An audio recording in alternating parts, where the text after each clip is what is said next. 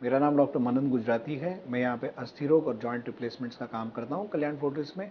और आज जो हमारा बात करने का टॉपिक है वो है कार्टिलेज की जो सप्लीमेंट्स है और कोलेजन सप्लीमेंट्स, ये क्या है और वो कैसे काम करते हैं। तो ये समझने के लिए शुरुआत हमें कार्टिलेज से करनी पड़ेगी।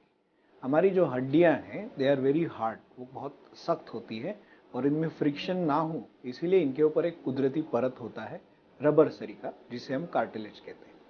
कार्टिलेज जो है 70% यानी 70% इज मेड ऑफ फ्लूइड्स और बाकी का जो 30% है वो बना हुआ है कोलेजन, प्रोटियोग्लाइकेंस एंड कॉन्ड्रोसाइट्स।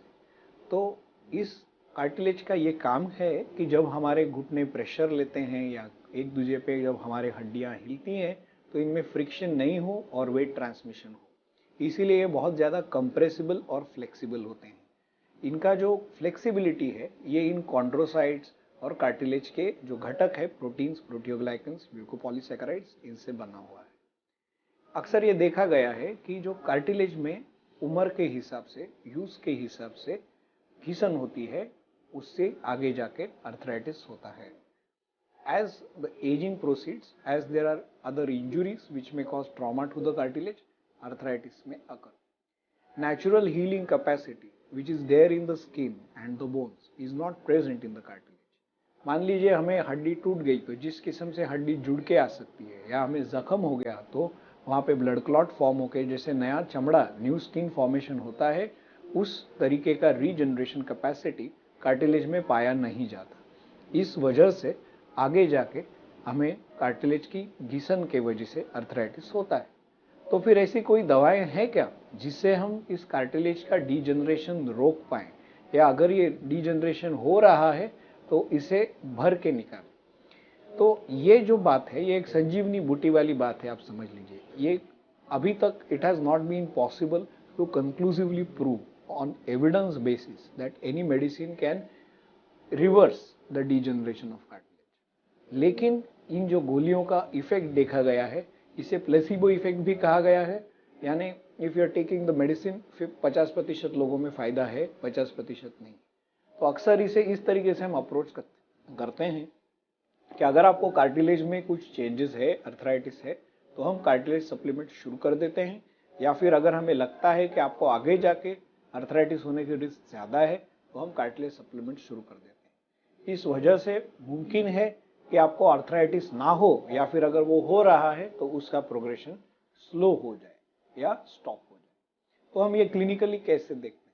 मान लीजिए आपको घुटने में दर्द है और आपने इनिशियल जो पेन किलर मेडिसिन का कोर्स किया है, उसके बाद अभी जो आपका पेन है, जो स्टिफनेस है, जो सूजन है, वो घटने के तौर पर है। इस समय पे आप 2 से 3 महीने का इन गोलियों का सेवन कर सकते हैं और पता कर सकते हैं कि शायद हमें इससे फायदा हो रहा है या नहीं हो रहा है।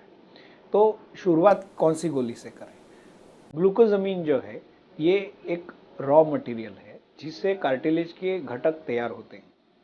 अक्सर ये देखा गया है, टेक्निकली प्रूव किया गया है कि इन वाइट्रो स्टडीज में, प्री क्लिनिकल स्टेज में, ग्लूकोजामिन, म्यूकोपॉलीसैकेराइड्स, ये रॉ मटेरियल देने से कार्टिलेज रिपेयर प्रोसेस सुधर जाती है और उस वजह से हम आर्थराइटिस का सामना करने के लिए ज़्यादा कैपेबल हो सकते हैं। एक्चुअली ये मटेरियल्स हमारे डाइट में रहना ज़रूरी है, लेकिन अक्सर हम इन चीज़ों का सेवन पूरी तरीके से नहीं कर पाते, पूरी मात्रा में नहीं कर पाते और हमारे डाइट में उन रॉ मटेरियल्स की डेफिशिएंसी रह जाती है। इसीलिए कॉमनली आपके डॉक्टर्स ग्लूकोजामिनोग्लाइकेंस या फिर म्यूकोपॉलीसैकेराइड्स का सेवन करने का आपको सलाह दे सकते हैं।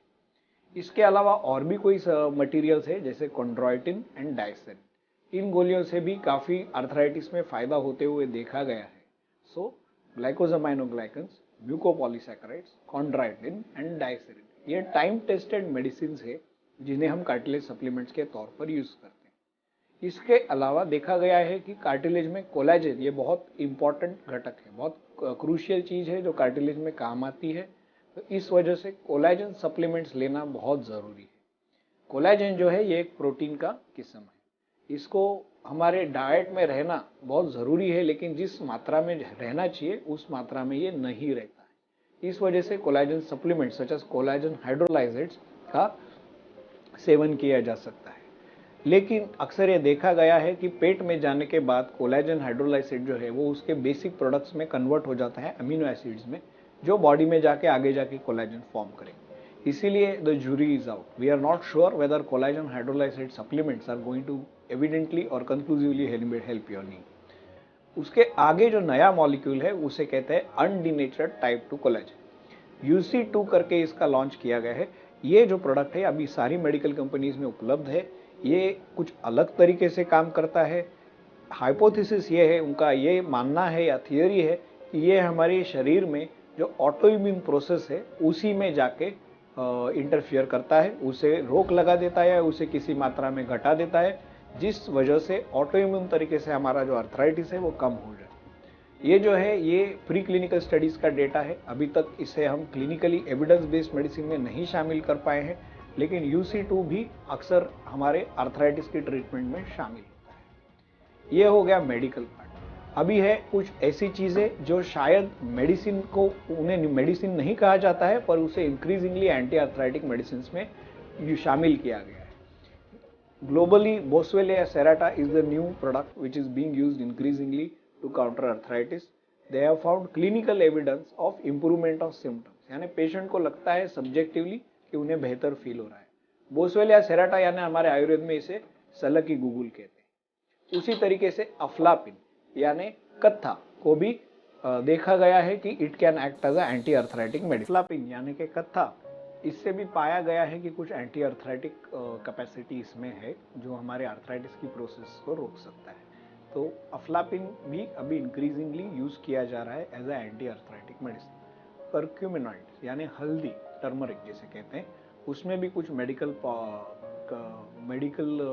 एबिलिटी पाई गई है, कुछ प्रॉपर्टीज पाई गई हैं जिससे वो आर्थराइटिस रोकने के लिए कहा जा रहा है कि शायद यूजफुल हो पाए, और उसके ऊपर भी काफ़ी रिसर्च और प्रोडक्ट्स अवेलेबल है और चालू है। ये जो भी मेडिकल ग्रेड की दवाएं हैं इन्हें न्यूट्रास्यूटिकल्स कहा जाता है। इसका मतलब है कि ये सारी चीज़ें हमारे खाने में रहना ज़रूरी है, लेकिन नहीं रहती हैं, इसीलिए they are not called medicine, they are called nutritional supplements. इसका दूसरा मतलब ये होता है कि अगर हम हमारे खाने पे ज़्यादा ध्यान दें, हमारे खाने में sea food, fresh vegetables, fresh fruits, seeds जैसे आलमंड्स, वॉलनट्स, तिल यानी सेसमी, फिर एमरल्ड यानी राजगीरा, इन चीज़ों का अगर हम प्रॉपर सेवन करते हैं, प्रॉपर डेयरी प्रोडक्ट्स जैसे चीज़, पनीर, इनका सेवन करते हैं, तो हमारी डाइट में भी एक significant portion from food can be contributed. Diet nutritional supplements जो है ये सीधा न्यूट्रिशन से ही आ सकते हैं, और जब इनसे अपना फायदा नहीं हो रहा है तो